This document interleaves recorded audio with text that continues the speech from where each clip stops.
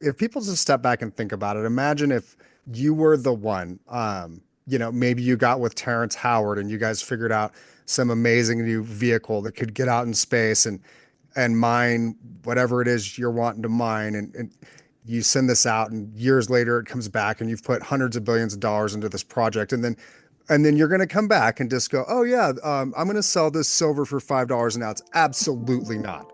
You're going to want a very high amount of money for that silver that you just brought 4 million miles across the solar system back to Earth.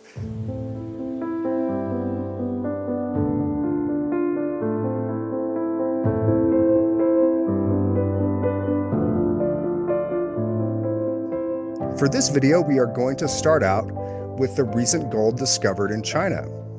So when I first saw this, what I asked myself is this going to impact the gold market? And I'm guessing a lot of others wondered the same thing. Well, this deposit they found is estimated to be about 1,000 tons of gold, with a value of about $83 billion. Now, that is a lot of gold, but I would like to point out that in 2022, which was a high year for gold demand, the total demand was 4,741 tons. So this deposit, once it's removed, would not even cover 25% of the demand from 2022.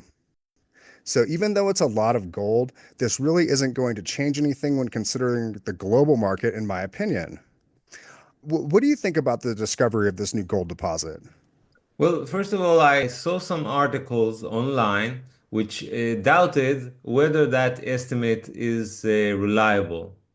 But even if the figure is correct, that's not such a huge amount compared to, for instance, the amount of gold which is mined on a yearly basis, as you've mentioned yourself. There is an estimate that perhaps they can extract 30 tons of gold out of that mine every year. So that's roughly a 1% addition to the yearly mine supply. So that's not a lot of gold in comparison to the whole market. And that is true, in principle. We know that gold, its overall supply is more or less constant. This is a term in economics, we call it a high stock to flow ratio. It means that the gold that you've extracted over the past centuries, that's a huge amount in comparison to what you can get out of the ground each and every year. So the annual supply is just a small addition compared to what is already above ground, so it doesn't have a huge effect on the price. Now, on top of that, you can also say that, hey, China is not, releasing gold to the global market. They usually keep the gold that they find. There's not a lot of gold coming out of China, so we don't think it's going to have much of an effect on the global market. It could reduce Chinese imports of gold, for instance. But as we're seeing in past years, China is gobbling up all the gold that it can get. It's a top tier miner. And on top of that, it keeps on importing gold. So there's just huge demand, and I don't think it's going to have a meaningful impact on the global market. Yeah, those are really good points. I mean, they're already a huge producer of gold. They don't let much slip out of their country. I believe it's about 10% of the total gold produced every year comes out of China. And here's something that I just want people to kind of chew on in regards to this. Um, if you guys can just consider this about this deposit, it's worth about $83 billion. Well, if you convert that to trillions, that would be $0.083 trillion dollars. And we're over 36 trillion in debt. So it's just kind of mind-blowing that the potentially the world's largest gold deposit on the planet wouldn't even make a dent in our current national debt. At current The, prices, we should point out. that's true at current prices. So don't let this shake you at all. Yes, it is a lot of gold, but really it's not going to have a very big impact on the overall market. Yes. We should point out that this discovery they mentioned that it is like between 1,000 to 2,000 meters underground. So that's a very deep mine. It's not the deepest mine in the world. There are mines that go as deep as 4,000 meters, I believe in South Africa. But it's difficult to mine at such a depth. You need tunnels and you need air supply because it gets very hot and humid down there, and there are safety issues, and all this makes it very hard and expensive to extract that gold. So, as we said, there may be 1,000 tons there, but they're not easily accessible. Right, good point. This isn't going to be easy for them to get to, and it's also something that it's not all going to hit the market at once. So that was another good point that you brought up. And I would also Let's, say, yeah, just go one ahead. last thing about this, that whenever gold is like about to rise, or the price of gold is rising, we suddenly get those, news articles about the potential to discover gold in outer space or in the depths of the ocean, or this new deposit that is suddenly discovered. And sometimes it's kind of suspect, and you need to ask yourself if that's not just a way to, manage, popular, Emotions. yeah, the opinions of the public, and perhaps discourage people from buying gold and silver. So I don't take these kind of articles too seriously. At first, I want to see something of that gold and silver coming to the market before I treat it seriously. It does kind of crack me up, and I've done a video on mining silver in space. If anybody wants to check it out, um, if people just step back and think about it, imagine if you were the one. Maybe you got with Terrence Howard, and you guys figured out some amazing new vehicle that could get out in space and mine whatever it is you're wanting to mine, and you send this out, and years later it comes back, and you've put hundreds of billions of dollars into this project, and then you're going to come back and just go, oh yeah, I'm going to sell this silver for $5 an ounce. Absolutely not. You're going to want a very high amount of money for that silver that you just brought 4 million miles across the solar system back to Earth. There is no way. And I really try and be guarded about it because I don't want to hurt people's feelings or anything like that. But it's very silly to think that it's going to lower the price of the metals whenever they start having to go deep into the solar system to mine these things. It's kind of crazy. It's First of all, good point. Like right now, we're seeing Elon Musk making serious progress in the ability to launch rockets into space in a cost-effective way. And he has managed to reduce the cost of launching rockets into orbit considerably. But there is still a huge distance, also physically and mentally, between launching a rocket into near Earth orbit and mining an asteroid which is, halfway across the solar system. You need to get there, and it takes time. To the best of my knowledge, it takes like a couple of years to get to the asteroid belt where that gold and silver and other metals are supposedly abundant. And of course, it's going to take you a couple of years to get back. So even if you can launch a mission which will extract lots of metal, it's going to take quite a while for this industry to even begin working, supplying metals. There are also huge technical difficulties which they still need to overcome.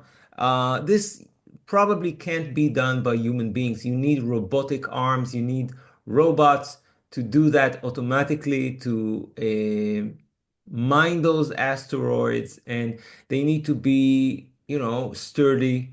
If for some reason they malfunction while they're on mission, it could end the mission. So they need to be really well built, and perhaps you need even a self-correcting mechanism so they can replace parts which break. And we all know that mining is a very, intensive industry in which equipment gets destroyed very easily. So that's another technical issue that they have to overcome. And, after all those efforts, the notion that you're going to bring silver to Earth for under $30 an ounce, it doesn't sound very reasonable to me. Even the mighty Elon Musk, I don't think he can do it for such a price. So I think for space mining to be cost effective, the price of gold and silver needs to be much higher. Absolutely. Um, yeah, and the thing is with the asteroid belt is once you get out there, it is very far, like Oren was talking about. The average distance between the asteroids is about 300,000 miles. So the distances between these things is amazing. And of course, everything out there is constantly moving, as well as the Earth. So, it's not like when you got out to California during the gold rush and you could lay one railroad track and then all the gold could just flow back east. It's not going to be like that at all. Every trip will be unique. They're going to have to recalculate, where are we taking this to? Where's the Earth in relation to us now? My guess is that they'll probably end up setting something up on Ceres. That's the largest object out there. It's not all that big, but it does have some gravity to work with. Of course, they're probably going to lose a lot of this out into space when they're trying to drill into these rocks, melt these rocks, do whatever it is that they're going to do. And it's a pretty, I mean, a pretty substantial amount, but also, I believe, if I remember correctly, they think the asteroid belt's about 20% metal, 80% rock. So there's still a lot of rock to get through. There's only one asteroid that seems to be really heavy in metal, and that's Psyche 16. Then they're pretty sure that that was the core of a planet that wasn't able to form because of Jupiter's mass. So that's the only one that's like that. And the thing that I think humans are going to have to realize, and I think a lot of people in the scientific community will realize, well, if we're going all the way out there to mine Psyche 16, that means we've already wasted everything on Earth. And so, yeah, when we first get there, it'll seem abundant, kind of like a bear that finds a honeycomb. At first, it seems like there's endless honey, and but he's going to chow through all that. And I think that once we're at the point where we get out there, the people that are mining it are going to be very careful about not using it wastefully. That's my guess. I also do wonder what the common heritage principle, what sort of effect that's going to have on these asteroids. And if people aren't familiar with it, it's the idea that everything in space is the collective inheritance of humanity. And so my guess is if you keep it out there, a lot of the countries here on Earth wouldn't be able to do much as far as legally trying to request a portion of it. But if people start bringing it back down to Earth to sell, there might be a lot of countries that feel like they have rights to that. And so it'll be really interesting to see how all that plays out legally.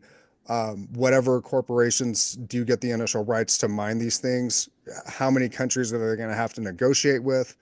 How many people are they going to have to share profits with? But it's going to be, I think, more of a mess than people realize. These are all good points. Like I believe that if they manage to overcome the technical issues, then the legal issues are not going to be much of a problem because, wealthy people can really bend the law to their advantage. That's what we usually see happening. But the technical issues are huge, and I'm starting to think that AI may come in handy because if you manage to create this kind of robotic spacecraft, which is intelligent enough to go look for metal and make those small decisions. Because, years ago, when we were thinking about space mining, we thought that it needs to be completely controlled from Earth because it's a very complicated set of actions is needed in order to mine effectively. But now we're thinking that perhaps this could be done using AI. So it's a possibility. And I actually think that space mining will be a thing one day once they overcome all the technical issues. But I think that we're not there yet. We're perhaps a few decades away from that. And meanwhile, we have serious economic problems here on Earth. So, we could have like hyperinflation, a total collapse of the dollar, and it will be all over by the time that they are ready to start space mining. So, who knows, perhaps by saving in precious metals, perhaps we're going to have the capital one day to invest in space mining. Who knows? Yeah, yeah, no doubt. I mean, it wouldn't surprise me if once they do get out there, because the thing is fighting gravity. I mean, right now they probably got the cost down a little bit, but the last I had seen it was $10,000 per pound to put stuff into space. It wouldn't surprise me because the thing with Psyche 16 is it's going to have some gold and silver, but it's mostly going to be iron and stuff like that. And most of that's probably going to end up going to Mars to make the initial colony there, as opposed to sending it down the gravity well to Earth, where if you ever wanted to get off again, you'd have to deal with that, with getting it away from Earth gravity again. So it wouldn't surprise me if the vast majority of the metal that comes off Psyche 16 never touches down on Earth.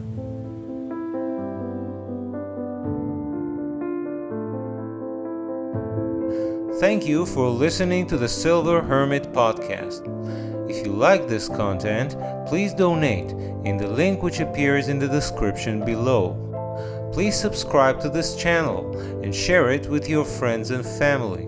Hit the bell icon to be notified whenever I release a new video. Remember, I'm not a licensed financial advisor. This video is intended for general informational purposes only and should not be regarded as investment advice. Before taking any investment decision, please consult with a professional financial advisor who may assess your personal investment objectives and needs.